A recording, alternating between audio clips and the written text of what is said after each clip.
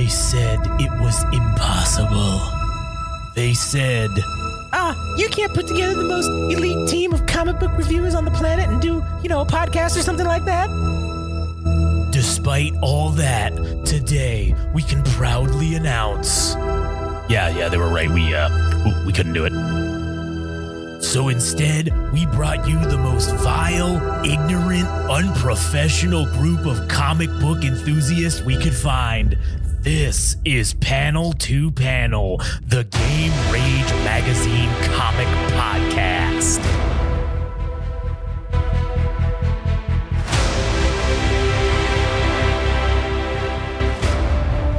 All right, yes, as much as I would like to continue listening to this song and keep it going, let's cut the preamble. Let's get this rocking and rolling. Fresh off of House of X number 5.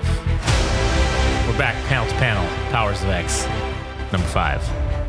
My name's Josh, here with Adam. Yes. If you want to hear all of our other shit, go to GameRageMagazine.com. Follow us on Instagram and TikTok at GameRageMagazine, Twitter/X at GameRageMag. All right. Let's fucking rock and roll. Mr. Sinister on the cover. A bearded Mr. Sinister, if you will. With the fucking... With that... That's not a rat's tail, it's a fucking mullet. Yeah, with this egregious mullet that he's wearing and this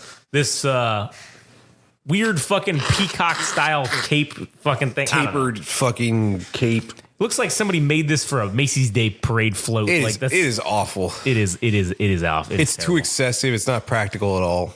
It is. Arby Silva.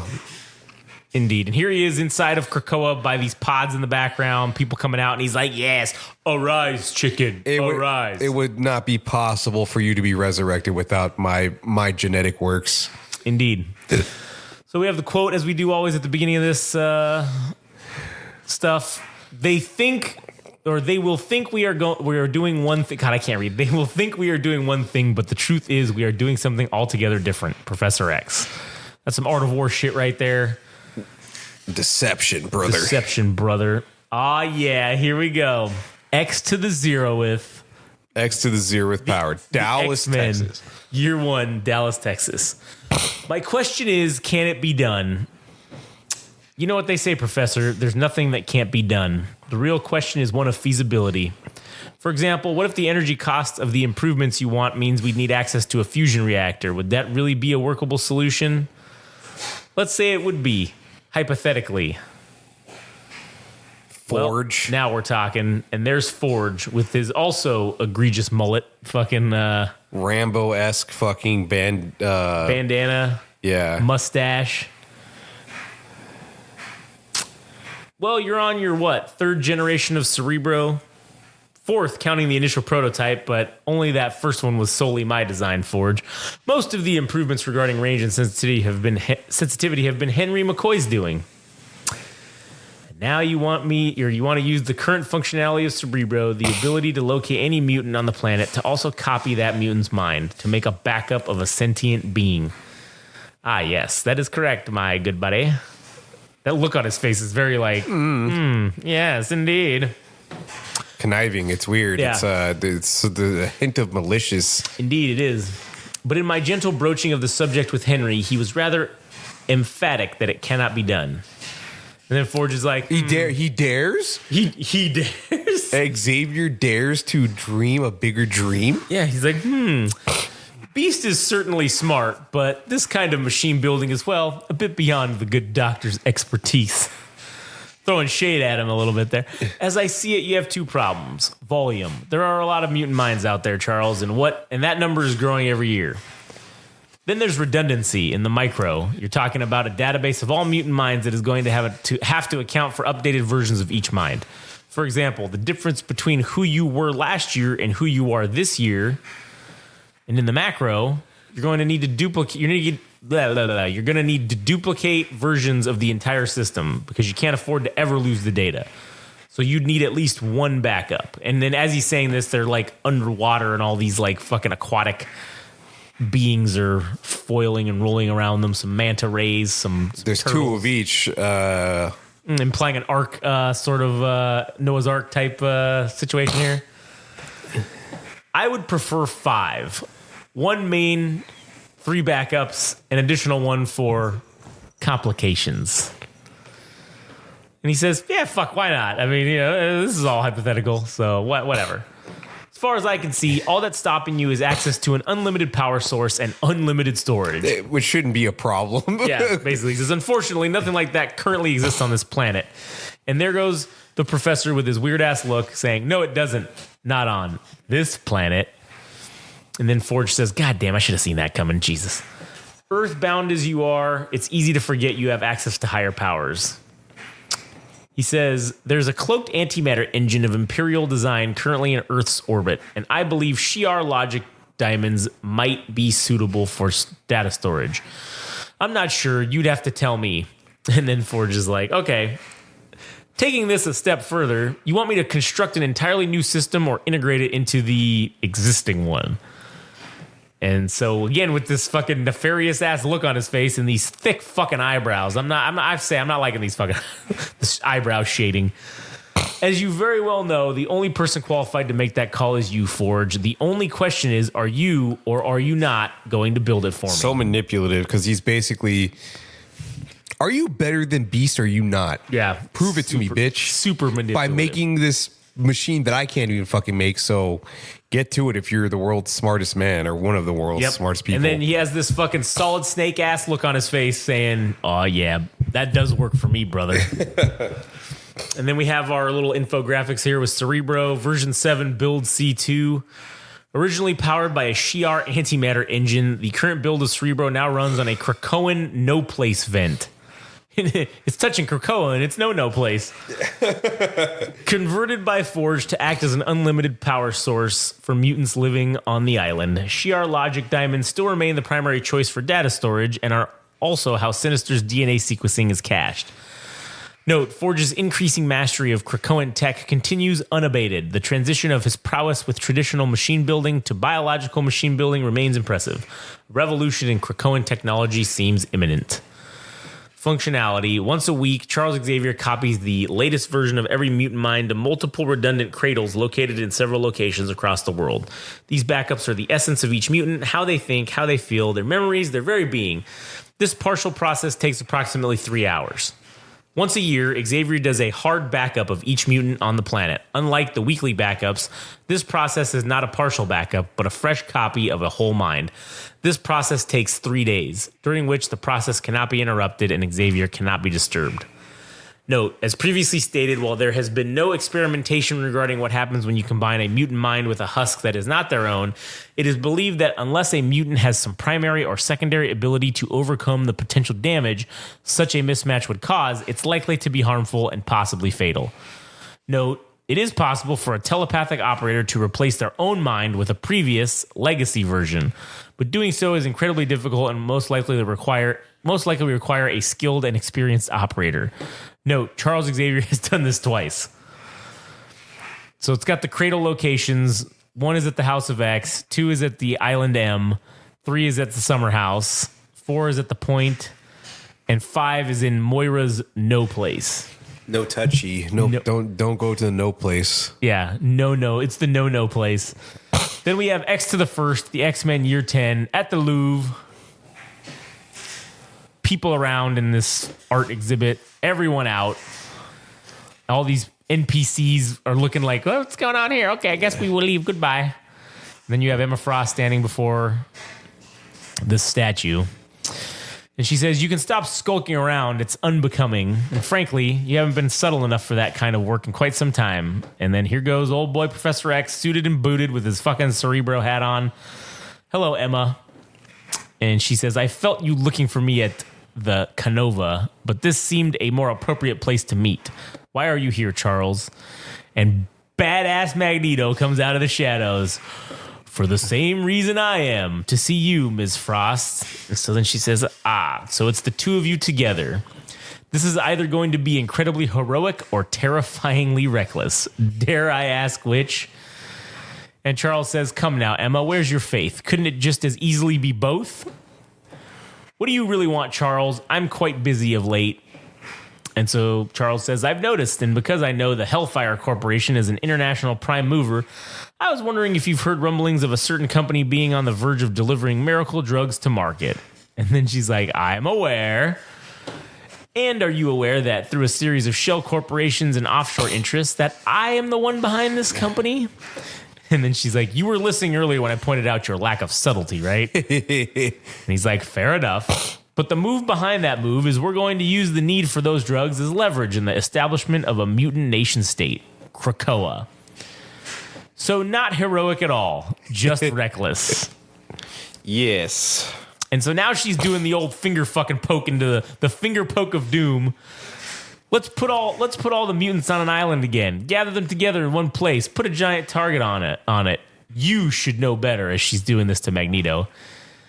And you think I'd actually help with this, as she's pointing to Charles. Not so much this as helping us to form a mutant government. And now she's pissed. A government for a nation that doesn't exist, based on economic ramifications of an imaginary drug in a world that historically would rather kill us than trust us. Aren't the two of you getting a little ahead of yourselves? And then we have this nice zoomed in shot of Magneto's face. In 1 month, the population of Krakoa will seemingly overnight expand from several mutants to well over 100,000. 3 months later, it will be 5 times that. And by this time next year, it could be as high as 2 million. We are not ahead of ourselves, Ms. Frost. We are woefully behind. And then she says, my God, you're serious, aren't you? And so Charles says, this is that day you've been waiting for. And then she's just kind of looking skeptical. And then Magneto says, to make right all the things that went wrong. What's going to make it different this time? And then he says, let us show you. And then you got that little Krakoan fucking plant. Yeah, assuming this is where all the drugs come from, if we're not mistaken, from issue 1, where they laid out what each plant could potentially do. So now she's being baited into joining this fucking suicide mission that is the nation of Krakoa. Oh, yeah. And then it says, later, Krakoa. And then there she is sighing. One more time then for the children. All right, I'm in. As she is now looking majestic as fuck on top of some rocky outcropping with a cape flowing in the wind. She just says, tell me what you need. And Charles says, the companies actually, that I've created to process and manufacture the drugs are operating at scale and structured in a manner that makes intellectual theft almost impossible. Add in the fact that the raw materials themselves, the flowers, only grow where Krakoa wills, and any argument against our having a monopoly evaporates. Which is where you come in. Because you cannot trust the distribution of your product to humans, and the Hellfire Corporation already has the international reach to do so. You want me to become the East India Trading Company of mutantdom, don't you? Which is fucking pretty good. A pretty good analogy. Yeah. And then Charles just says yes. And she says, I won't lie. I like the taste of it. And she's got this fancy ass fucking expensive X on her chest. Before she's even joined them, which is funny because it's like, why would she be wearing an X on her fucking... Yeah, exactly.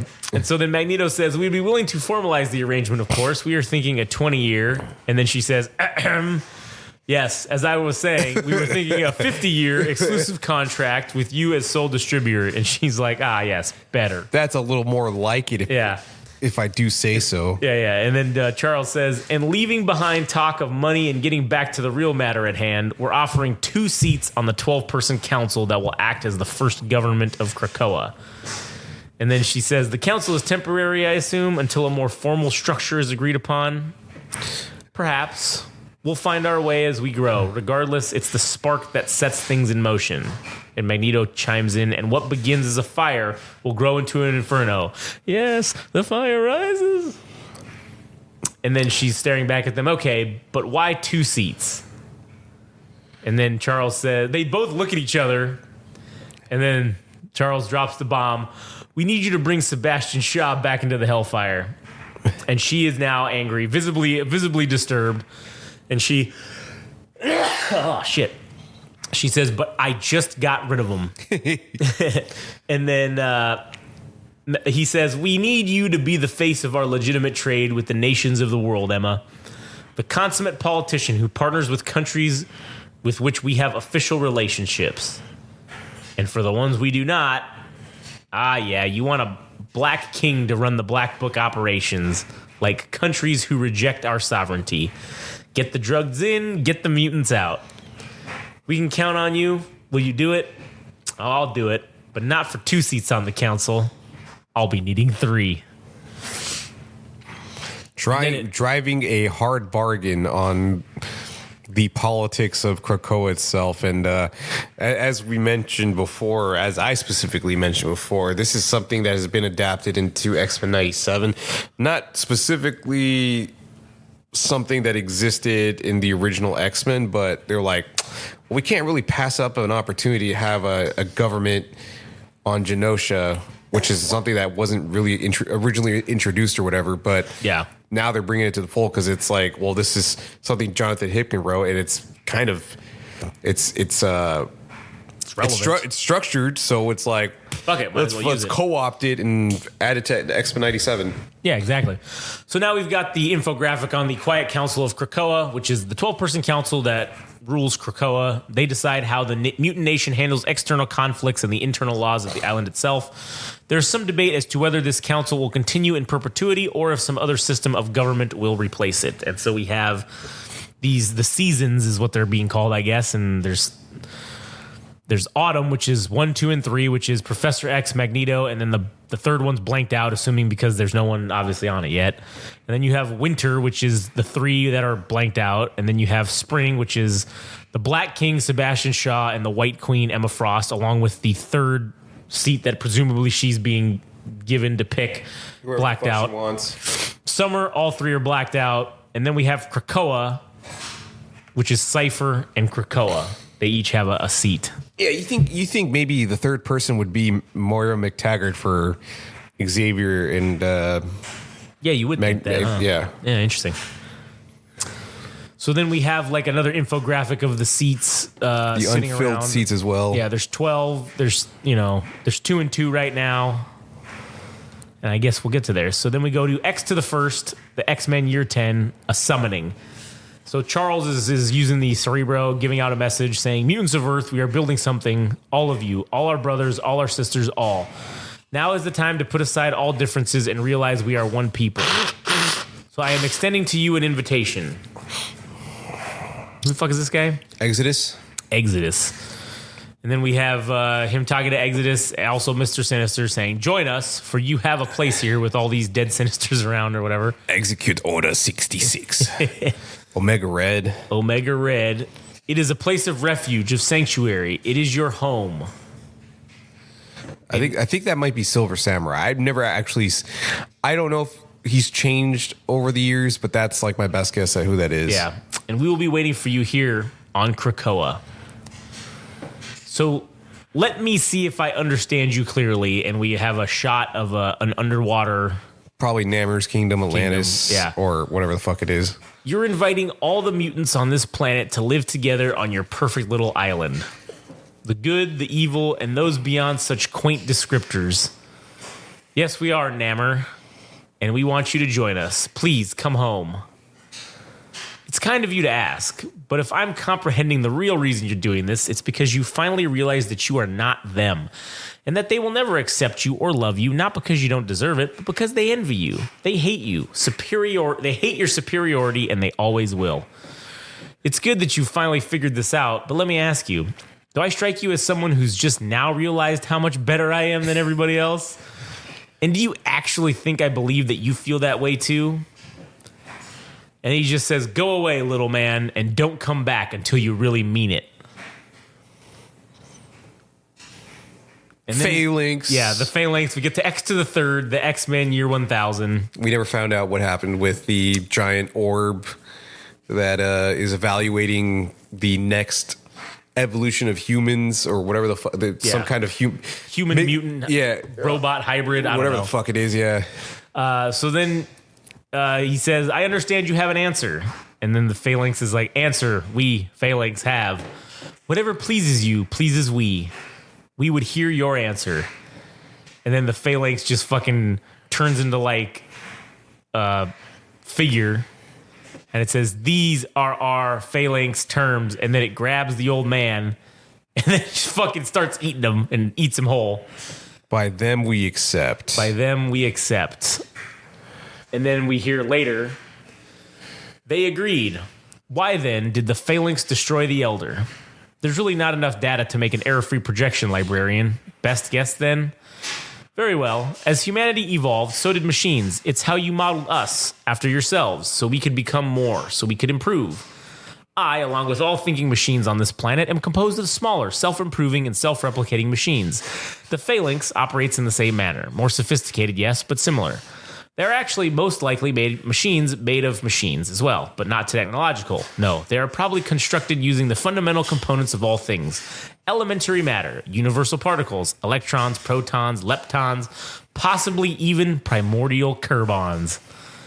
The real question is, how dense are they? Because if they are dense enough, then they could collapse space and time around them and become singularity. All right, I actually don't know if carbons are actually real things, because I wonder if it's like Jack Kirby, the like it's those tiny atoms. Those might be like they might be Fantastic Four things, because I don't know, Jack Kirby. I'm gonna look that up in the meantime. I know this part. It's a Titan theory. It states that at the heart of every black hole is in the universe, there is actually a supermassive machine brain, each one containing the collective intelligence of a society so advanced that it collapsed on itself. Yes, that's an argument for independent Titan societies, and I'm sure those exist, but it's more than that. Ask yourself, what is a black hole? You have to consider that it's very possible each black hole isn't a separate machine. It's all one single machine that stretches its tendrils across the entirety of the known universe. One giant societal intelligence so far beyond us that it might as well be that God mankind spent so much time looking for. Fascinating, terrifying.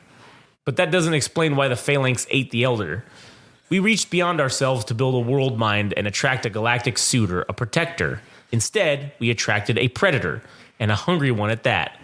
The Phalanx are built to consume worthy cultures and add that consumed societal intelligence to theirs, and by extension to their masters. But this is a taxing work, and the energy cost is high. They must eat to survive. I still don't understand why. It's not an incremental deal, librarian. They've accepted our overture. Converting matter to energy is how they thrive in service to their masters. We asked for sovereignty, but it came with an unexpected price. Tomorrow, they will absorb our collective intelligence into theirs, and the history and consciousness of this planet will live on forever.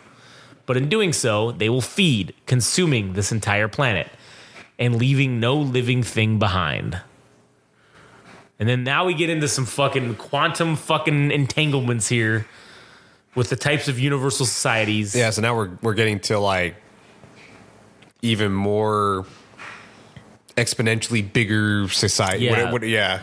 The SI level of 10 million Titan. A Titan is an interstellar society that has become so advanced that the density of its unified intelligence has collapsed space-time into a singularity. All universal societies exist in partially atemporal space, but unlike strongholds or dominions, Titans are a singular hermetic intellect, isolationist and not a collective or a group. Like all universal societies on the Kardashev scale, a Titan represents a Type 0 civilization.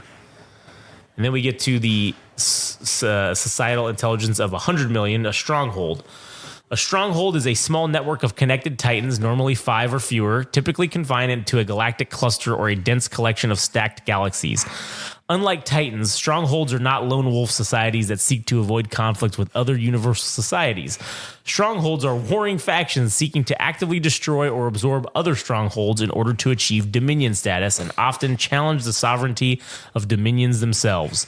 If machines have religions, expansion and conquest are the altar at which strongholds worship. Yeah, so that's basically what the Nimrods are getting towards at some point.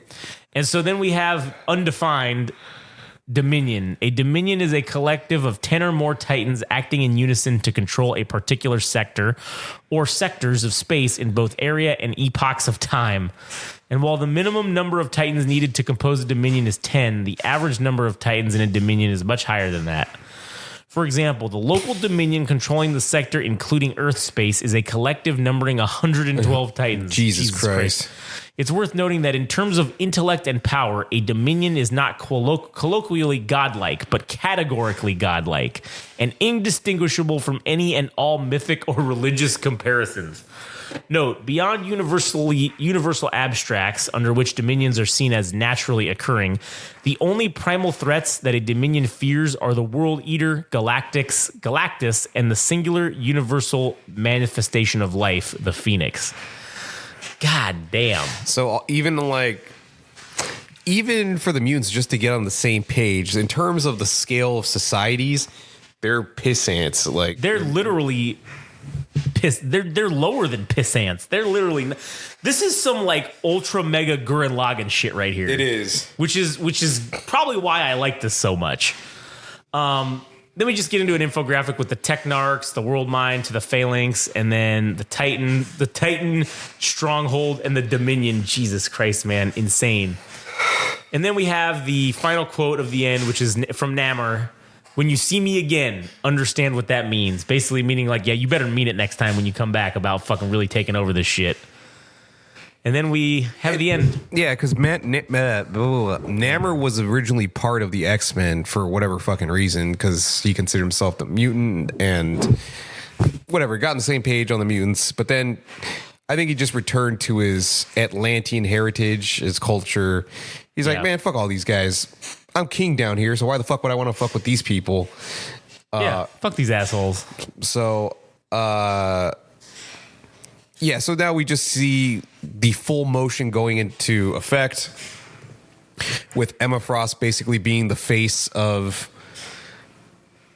the nation of Krakoa, negotiating all the shits on the business end with the pharmaceuticals that they'll be giving out to different nations and stuff. And then now we have the formation of the Secret Council, 12 seats, or actually 14 seats. And they do it by seasons. So autumn is Magneto, Xavier, and then I forgot what Emma Frost and Sebastian Shaw have their own. And then there's like an additional, how many seats is that? 8 additional seats. Yeah. For those to be filled, and this is just a placeholder government until maybe something better comes along. And of course, Cypher and Krakoa have their own reserved seats for themselves. So there's 14 members currently. But yeah, this could fall apart very quickly because they're making negotiations with Emma Frost, and she's already asking for more seats. So it's like this could go, and especially if Mr. Sinister ends up being on the council, I'm sure this all this shit's good. So when I say that this thing ends at issue 6. Nothing bad happens to the X-Men after this. Yeah. This is the end of it. Yeah. So, yeah, this. Do they continue this? Like, does it continue? Yeah. What do you mean? Like, it continues this whole. Yeah, there's an ongoing X-Men series afterwards, and there's. Does it incorporate this shit into it? All of it? Yeah. Oh, okay. But it wasn't nearly as good as it because I'm sure it's not because by like the halfway point, or I think it was like issue 17 of X-Men, like Jonathan Hickman just bailed out. So he set up the world and everything. Oh man. And he just gave it to somebody else to fuck up. To fuck up or fulfill it. And I'm just like, man, that was the part that pissed me off the most, is that he started the plan, but he didn't walk us through the whole thing of what he wanted to do. So that's kind of why I ended up exiting out, is because he didn't fulfill his obligations. Like, I would have loved to see what this thing actually would have been if he completed it from start to finish. But what can you do? That's the nature of fucking comic books. True story. That shit happens, and whatever. But anyways, this was a good. These issues were good, man. Like I said, I am kind of sad that we're getting to the end here. Next week is going to be our final episodes on the House of X and Powers of X, so that this series will be done. And we are going to be moving on to the Immortal Hulk and Daredevil, right? Yeah, okay. So that'll be our weekly two episodes. We'll do one Hulk and one Daredevil, and keep it going from there. So anyways, all right, well, if you guys want to hear our other podcasts, go to GameRageMagazine.com. You can follow us on social media at Game Rage Magazine on Instagram and TikTok, at Game Rage Mag on Twitter/X. And you got anything else to add here at the end, or? No, man. Just talking about like intellectual societies or what, like the scale of things, I'm like, man, it really just makes you realize how insignificant we are. Yeah. Even reading these comic books, I'm like, damn, we are just specks of dust in the grand scheme. You know what? It really makes me realize like that. It's just every time you think you're somebody, just remember you ain't shit. Like that's what it is. You really ain't shit galactically. Yeah, it's like Dr. Manhattan in Watchmen. He's like, the world's strongest ant poses no more threat to me than the world's smartest man or something. Yeah, like that. exactly. That's crazy. That's how much of a threat we are to the cosmos, dude. Yeah, essentially none. So, anyways, all right, cool. Well, thank you guys for listening. We will catch you on the next one.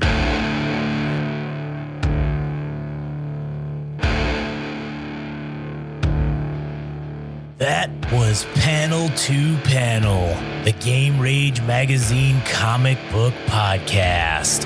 Thanks for listening. If you want to know more and follow along, go to Instagram and TikTok. Follow at Game Rage Magazine. If you want to follow on Twitter/X at Game Rage Mag. Tune in next time.